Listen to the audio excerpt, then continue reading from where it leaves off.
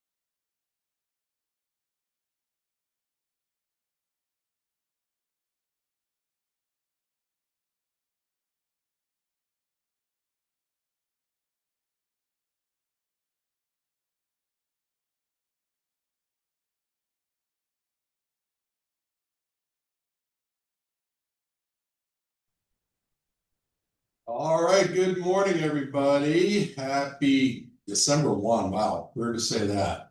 December 1. Can you guys hear me okay? Yeah.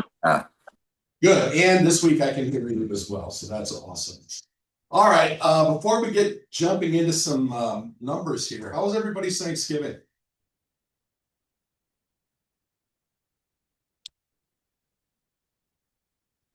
It was wonderful. Hope yours was as well.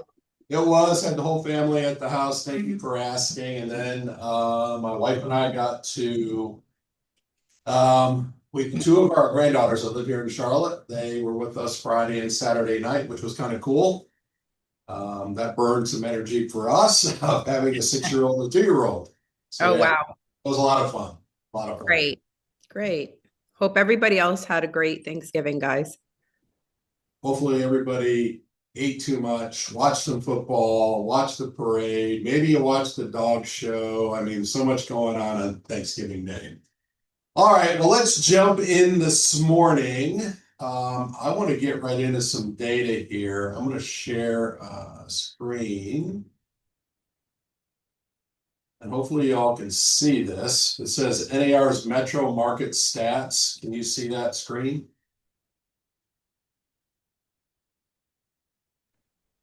Yes, we can see it. Got it. Perfect. Thank you so much. So this comes directly from NAR. So if you log into your NAR account, you can come up here under Research and Statistics. And then when you're in Research and Statistics, you go to Housing, Stats, and Real Estate Market Trends. This dashboard pops up, and there's a cool little pull down here that you can get into. And this takes us to the Charlotte, Concord, Gastonia, what they call the metro service area or metropolitan area. And once we've clicked on that, then we can kind of go through and we can look at a lot of different things. And this is the one that I love. And I'm going to jump right into this one because I hadn't seen this before. So I don't know if this whole thing is new or just this one tab. But here's like the impact for our area of what lower interest rates can do.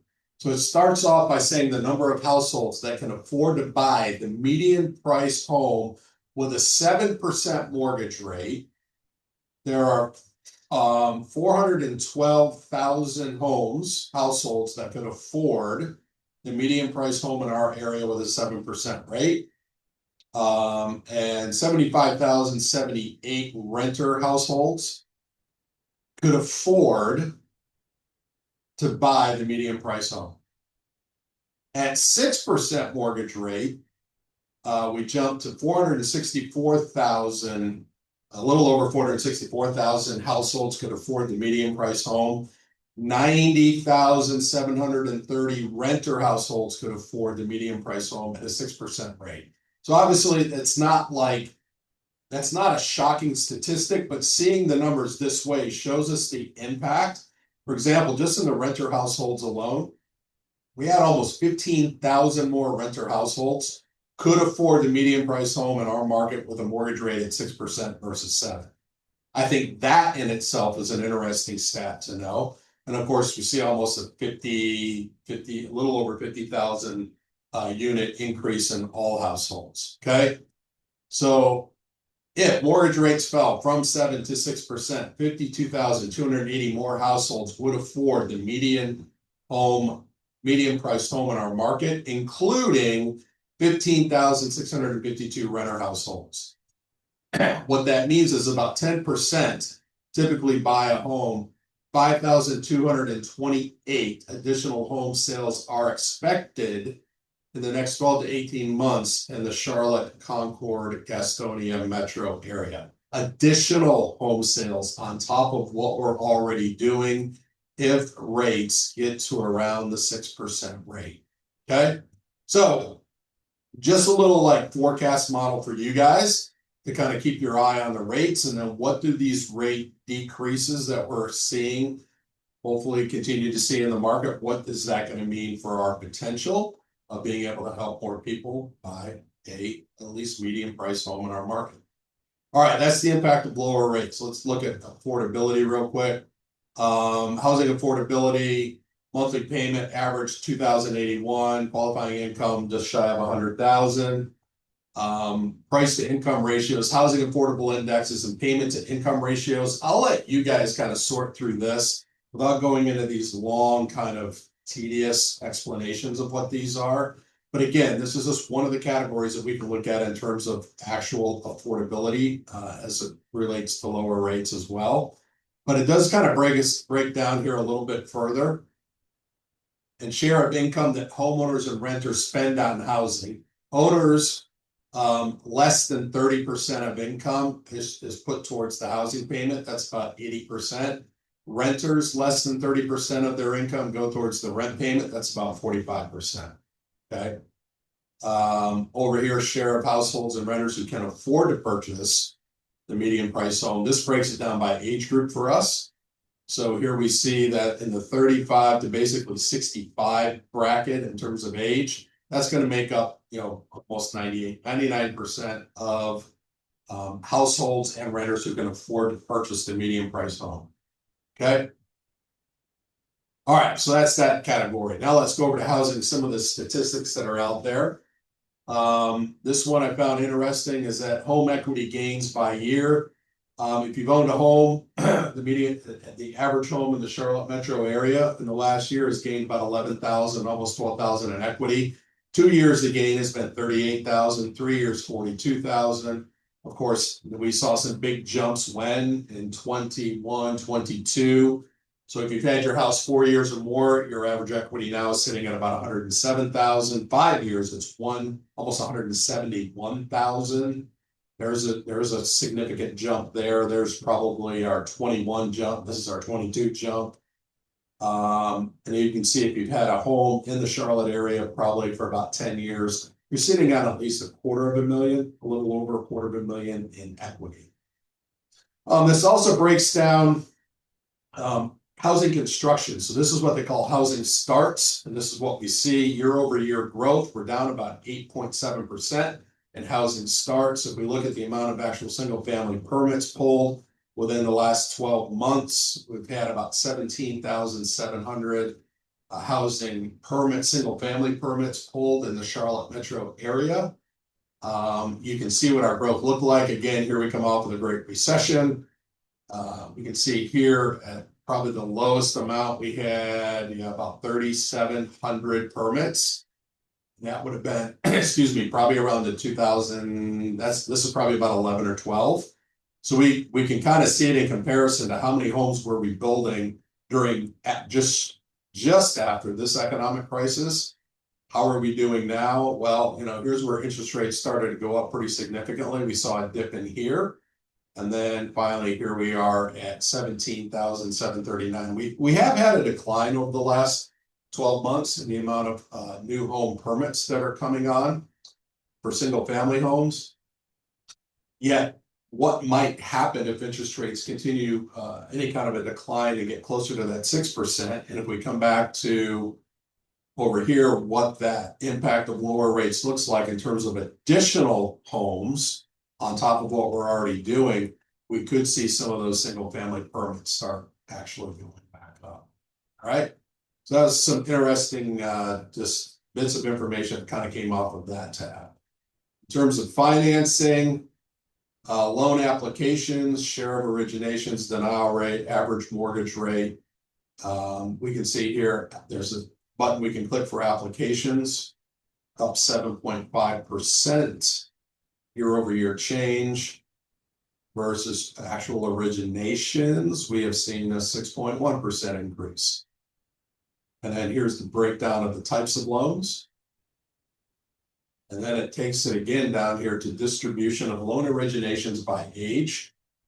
So it's funny in here, you got 37%, which is the biggest category of loan origination, are in the 45 to 64-year-old age bracket. If you were on any of my 745 calls the week before Thanksgiving, really the 2 weeks before Thanksgiving, one of the things we went through was some of the NAR data, which is the profile of home buyers and sellers. What we saw in there is that the average age of a first-time buyer is now 41, and that a big chunk of the sellers and buyers that are out there are actually over age 60. So to see this loan origination age group here of 45 to 64, I think that's not surprising based on what we read in the profile or what we learned in the profile report for this year. And then originations by loan purpose, 56% were home purchase, 10% were home improvement, and 24% were refinance.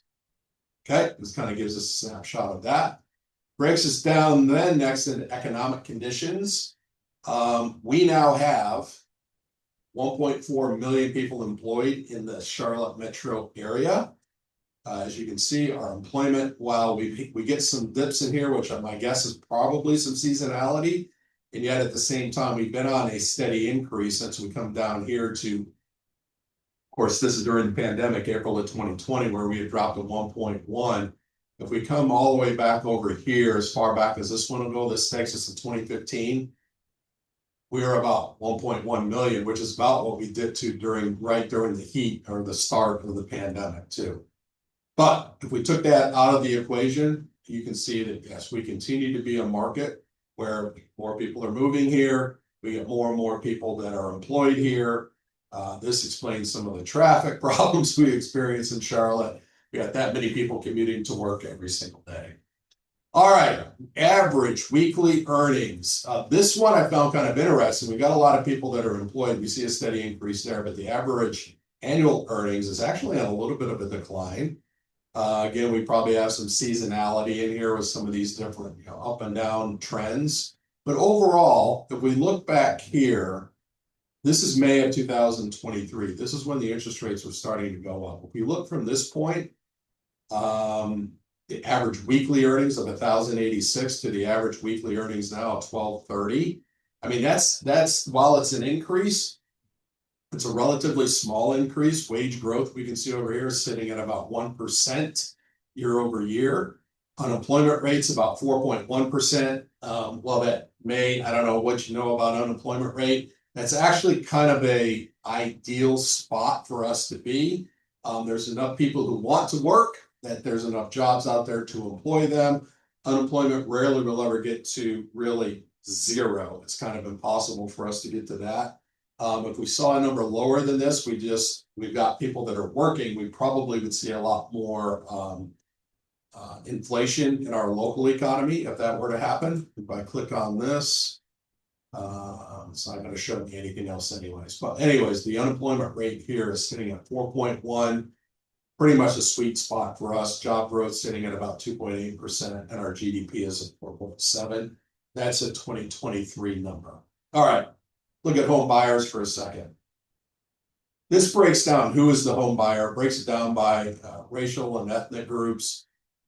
Really what I wanted to look at again here is now if we start looking at home buyers were 42 years old, an average income of slightly less than $110,000.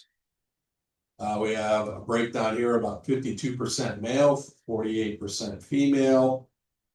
52% moved within the state, 20%, 1 out of 5 moved from a different state. I don't think that surprises us at all with the amount of population growth we've had. And then 4% moved within the same county. This one here is kind of interesting because, of course, what we find here is a lot of people, when they move to Charlotte, what do? They move to Charlotte. And then they get to Charlotte, and they go, well, wait a minute, I could live outside of Charlotte and still sort of be basically in the Charlotte area. I could move to Lancaster County. I could move to York County, Fort Mill, Indian Land, right? I could go down there, maybe have cheaper taxes, a lot of growth in those areas. So they move out from one county to another. So even this one here, this in our local market, this moving from a different state, this could be moves from north to south. It would still be considered a Charlotte metro area. Okay.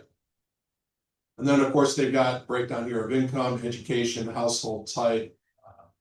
Kind of go through all of those. You guys can look at that on your own. 78% of home buyers purchased a single family detached home. 13% purchased a single family attached, and townhome on that one. If you look at those two numbers, we're already at over 91% of the homes were either the single family or attached or detached form. Apartment here, I would say, would probably be condo for us in this market, and then mobile homes 5.1%. The median property value $434,320, and 27% of the homes purchased were built in either somewhere in the range of 2010 to 2022. And here it says almost 80% of recent buyers financed their home purchase. All right, so that gives us a little bit on the home buyers, home ownership demographics. We have almost 2/3 of households own a home, and 1/3, it's a little bit more than 1/3, a little bit less than 2/3, but basically about 2/3 are owners, 1/3 are renters. And here's the breakdown. We have almost 720 homeowners. We have about 380, almost 381,000 renters. The median age homeowners is 54 years old. Median age of renters is 40. And over here, we've got homeownership rate at 65 plus is 80% of people that are 65 or older own their home. 75% of folks age 45 to 64 own their home. And I think takes us through all of these. And then again, median household income for owners is about 97,000. Median for renters is about 53,000. So that drives a lot of it in terms of affordability and what some of the buyers are doing. And then it breaks it down this way as well in terms of household income. If we have people making 500,000 or more, of course, almost 97% of that category is a homeowner. Okay. All right, let's keep rolling here. We got some more stuff to look through. Lots of great information here. 1.1 million households in general, and average or the median age for our metro area is 50. And this is going to be a combination of renters and homeownership. Very similar to what we looked at before. It even breaks it down by educational, racial, and ethnic groups. Go through those. And then it gives you a breakdown here of some of the different things that they've looked at in terms of indexes and all of that. All right, so that's one of them I wanted to show you. The next thing I wanted to go to was existing home sales. So this is going to be a national number now. Existing home sales rose 1.2% in October, a month-over-month sales increase. Happened in the Midwest and the South. There was no change in the Northeast, and home sales fell in the West. Year-over-year sales in the Northeast, Midwest, and South, and decreases in the West. Okay. So let's kind of dig into this a little bit more. So I'll show you this real quick.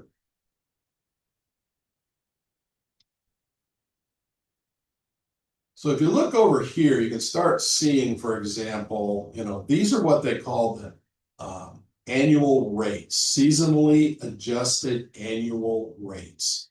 So the different points in the year, you can kind of see. So if we go back here to June, basically, of 2024, if we had continued to sell at the rate we were in June of 2024, that means that we would have sold that year 3.9 million homes. Well, as it worked out, we really didn't get much of a bump. And we ended up just slightly above 3.9, just slightly under 4 million homes in 2024. But then all of a sudden, we had a little jump in here. And if you look at going back to February 25, all of a sudden we were at seasonally adjusted rate of almost 4.3 million homes. And as it's going to work out this year, we are going to be roughly in, what's this now?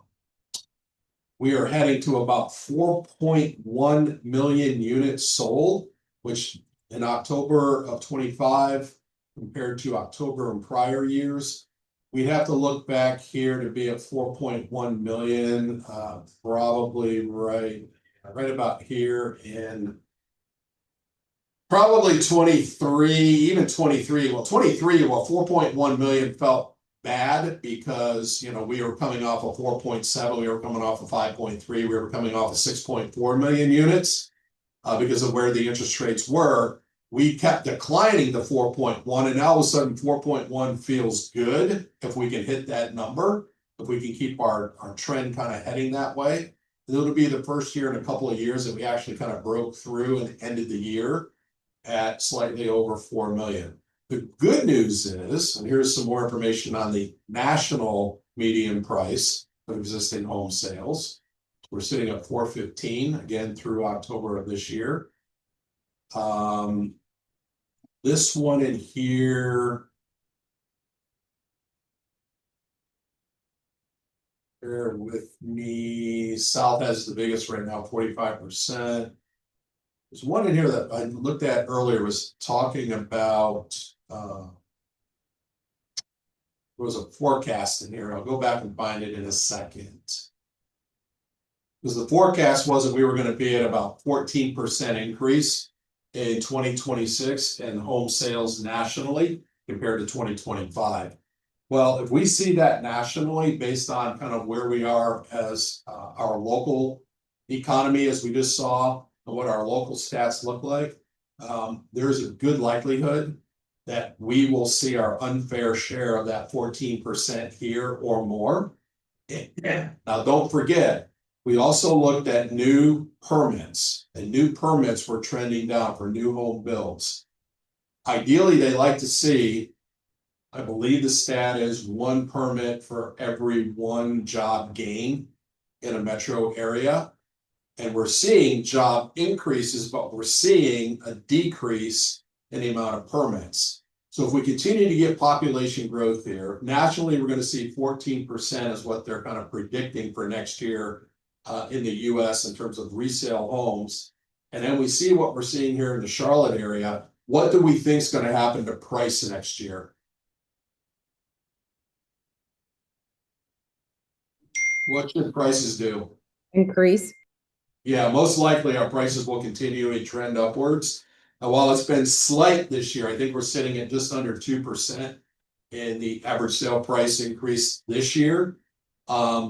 That could increase next year if builders aren't bringing on enough supply to meet population growth, job growth, and we see an overall increase in the amount of homes because of interest rates hitting, maybe that 6% rate. There could be an opportunity here for some big equity gains for next year. And if we can explain this to the folks who maybe are a little reluctant at buying right now, because there are people who still think that our housing is in a bubble, and it is not in a bubble. If we can explain this concept to people, it helps them to see. And then if we go back to that other one we looked at before we jumped into this PDF, go back to what the equity gains look like. It's a great interactive live tool that if you pulled it up, if you're having a conversation with somebody at an appointment, for example, pull it up on your PDF, your lap, or your iPad, your tablet, your computer, whatever, and you just show them on average, here's what the equity looks like over a period of time. That's important for people to see, because this is where people start getting increases in their net worth. This is where they get increases in their opportunity to do other things. And sometimes these equity gains that are showing up in our market have been life-changing gains for a lot of people, especially if you start talking, low to mid 6-figure equity amounts. Imagine people that are cashing that equity out, selling the house, taking the equity, they're paying off maybe debt that's just consumer-related debt. They're putting down a bigger chunk for maybe an investment property or vacation property. So many opportunities that are out there, but if you don't own the house, you don't get the equity. So it's a great opportunity for us to be able to kind of look at all of these things that we've talked about in this almost 25 minutes and be able to have a presentation to people. I wouldn't say go over all of it, but there's some pretty important things in here that if we started to talk about it and explain it, can go a long way in helping people see the market differently than maybe they currently see it. All right, I'm going to stop sharing here. Back to the camera. What are your thoughts, comments, questions, ahas? Similar type data that I talk about a lot. This just came from a different source this time. Who's got something, question or something you want to share?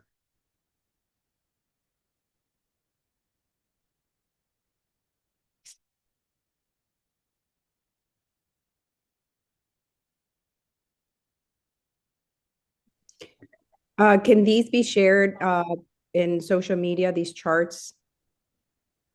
So the live one I was at before, where we had the tabs across the top, I did see at the bottom that has a PDF that would print out everything that was in each of those tabs I was clicking through.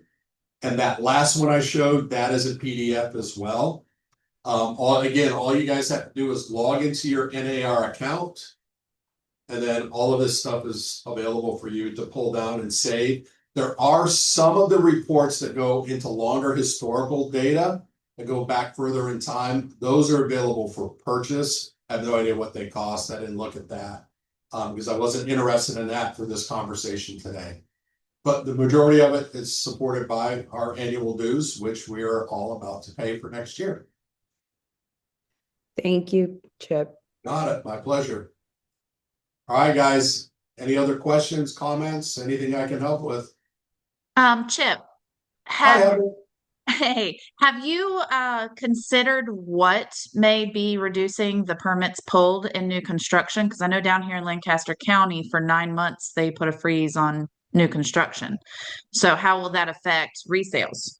Yeah, I think that's going to impact resales. I think anytime you don't have as much inventory coming online through like the new home build process, of course, people that want to buy are then going to be they're going to be driven back into resale homes, right? And I think that's why we saw in that one chart, the majority of the homes that were purchased and that have been built in the 2010 to 2022 timeframe, people do like newer, right? Because it's less maintenance, maybe less to do to the house to make it up to the standard they're looking for.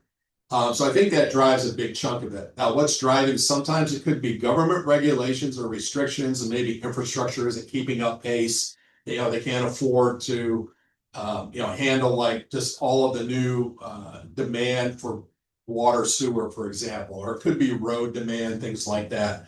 I really think the majority of like what starts to kind of trickle in are those higher interest rates. Higher interest rates mean fewer people buying. If there are fewer people buying, builders aren't going to build as many homes. And I will say this: builders got stung, and developers, especially developers, got stung really, really, really bad in 2008 and 2009, like really bad, especially even in this market too, but of course nationally. I have been somewhat surprised at the discipline some of the home builders have had compared to what we saw in 2005, 6, and 7, leading up to the crash then of what we did have a bubble in real estate.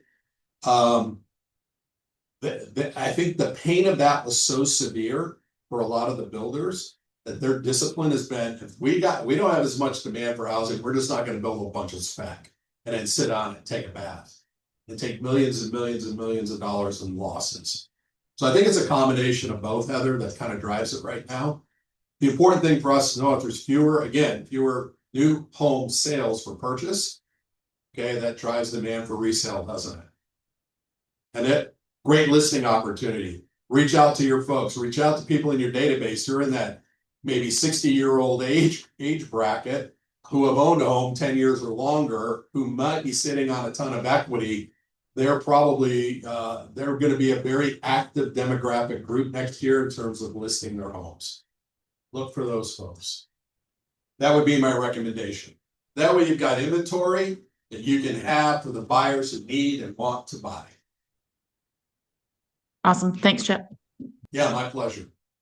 All right, gang. Appreciate everybody being on. Happy December 1, and we'll talk to everybody soon. Thank you.